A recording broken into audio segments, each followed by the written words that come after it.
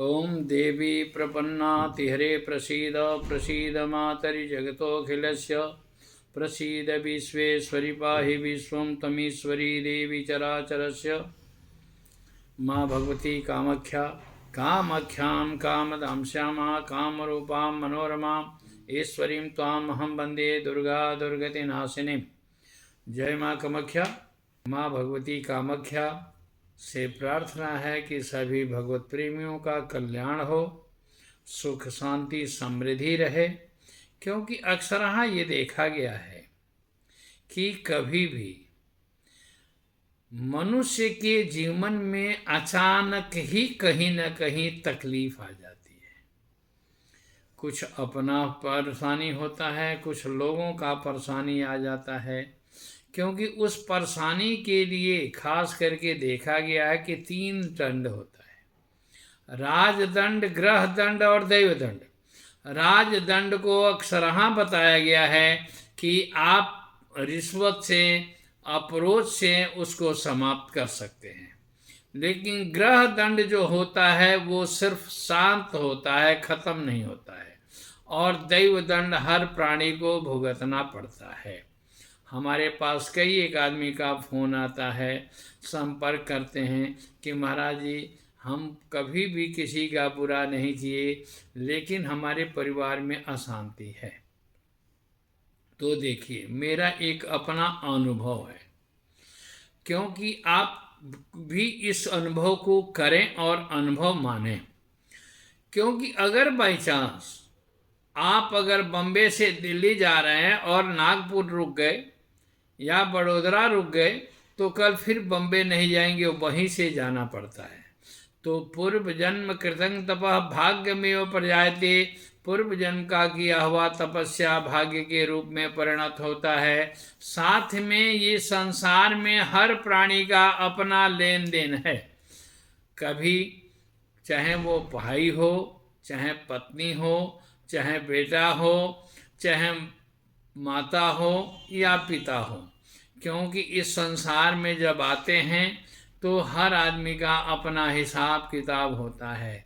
देखिए, अगर आप किसी का पैसा ले लिए और उस वियोग में अगर कोई प्राणी मर जाता है, तो वो आपका भाई बन करके आएगा, छोटा, या पुत्र बन करके आएगा, क्योंकि जब तक आपने लिया है इसलिए उसको आप देने के लिए तत्पर हैं। आपसे लेता रहेगा, जब देने की बारी आएगी तो आपको छोड़ देगा। तो आप उसके वियोग में पड़े रहेंगे कि मेरा भाई हमें छोड़ के चला गया। भाई कहीं नहीं छोड़ता है, क्यों कि भाई लक्ष्मण के लिए राम ने कहा है कि देशे देशे कलत्राणी देशे देशे च बांधवा तंतु देशम न पश्यामि जत्र भ्राता सहोदरा। ये भाई जो है पहले होते थे लक्ष्मण भरत के तरह होते थे, आजकल हो रहे हैं। तो सबसे बड़ी बात है कि भाई का बैरी भाई नहीं होता है, भाई का बैरी भाई का परिवार होता है।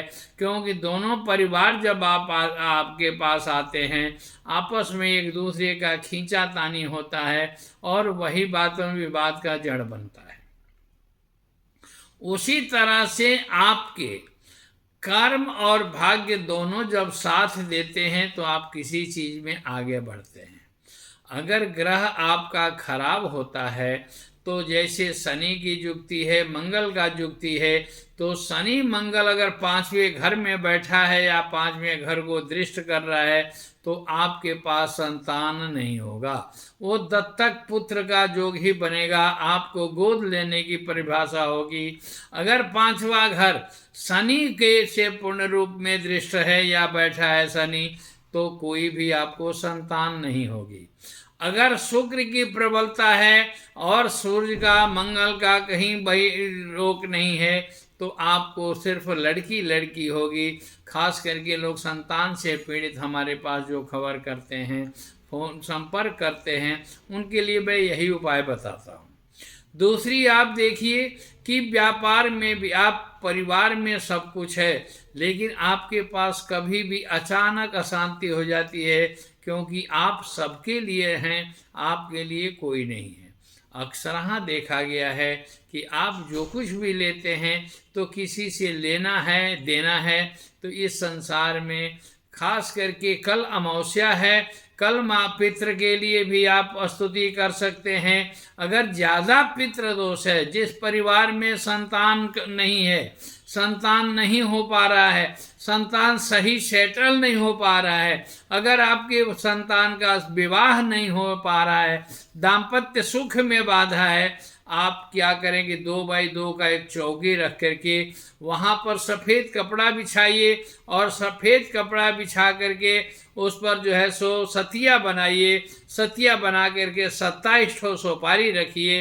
इसके बाद आप 1 लोटा जल रख दीजिए और 1 लोटा जल के पास वहाँ ऊपर नारियल लपेट दीजिए। एक पुरुष का 3 कपड़ा और स्त्री का 3 कपड़ा उस कलश के अगल बगल में रख दीजिए। और अगल बगल में रखने के बाद उन पितृ से प्रार्थना करिए कि हे हमारे पितृ देवता लो, चाहे वो दादा के हो या माँ के पक्ष से हो, क्योंकि 3 पुस्तका जो है सो 3 जगह से पिता, पितामह, वृद्ध प्रपितामह, ये जो है सो पितृदोष आता है। तो आपके परिवार का भी पितृदोष होता है, आपके पत्नी के भी परिवार से पितृदोष आता है, पत्नी के मामा के यहाँ का भी पितृदोष आता है और आपके भी मामा के पक्ष से पितृदोष आता है।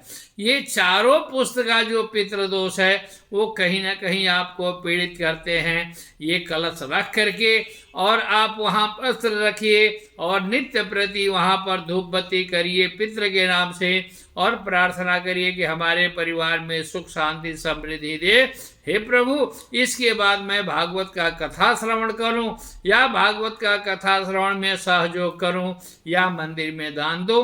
आपके पितृ प्रसन्न हो जाएंगे और प्रसन्न होकर के आपके परिवार के सुख शांति समृद्धि देंगे।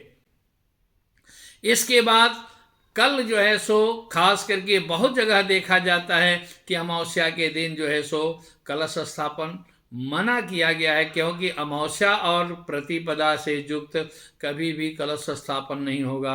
कलश स्थापन जब भी होता है बुधवार के दिन होगा। आप कलश स्थापन करें, अगर कुछ भी नहीं ब्राह्मण देवता को घर में बुला करके कराते हैं तो अति सुंदर। अगर नहीं है, अगर सामर्थ्य आपके पास नहीं है तो 1 लोटा लीजिए, उसमें गंगा जल भरिए, आम का पल्लो हो या पंचपल्लो डालिए, ऊपर नारियल मोली का कपड़ा लपेट करके वहाँ पर प्रार्थना करिए कि हे माँ भगवती, हम आपके यथाशक्ति पूजन करें। तो आपके परिवार में, मैं पहले भी एपिसोड में कहा हूँ कि अगर कहीं भी किसी का भय लग रहा है, कहीं परिवार में ज़्यादा अशांति हो रही है, तो कवच का नित्य प्रति 9 पाठ करें। अगर कोई चीज़ चाहिए, आप अपने परिवार में आपके पास अभाव हो रहा है, चाहे अन्न का हो या वस्त्र का हो, तो आप उसमें जो है अर्गला स्तोत्र का 9 बार पाठ करें। अगर खास करके शत्रुओं से समन की भय प्रक्रिया, तो शत्रु समन के लिए सिद्ध कुंजिका का पाठ करें। किसी प्रकार का भय ज़्यादा है, चाहे वो प्रेतांशिक हो चाहे शत्रु का भय हो, तो गूगल जला करके 32 नाम का नित्य प्रति पाठ करें। आप 21 बार करें, 31 बार करें, 51 बार करें, 108 बार करते हैं तो आपके यहाँ कोई भी भय खत्म हो जाएगा। इसके बाद आगे के एपिसोड में मैं आपको बताऊंगा, खास करके नवरात्रि में प्रथम दिन बुधवार है, तो मैं आगे भी कह चुका हूँ कि प्रथम दिन माँ भगवती का शैलपुत्री का पूजन होता है। गणेश का पूजन करें और गणेश के पूजन के साथ साथ 108 दुर्बा वहाँ अर्पण करें। 6 जो है सो 8 बूंदी का लड्डू अर्पण करें, धान का खोई खील जो है सो अर्पण करें और गणेश जी से प्रार्थना करें। जय माँ कामाख्या, जय माँ भगवती, जय हो।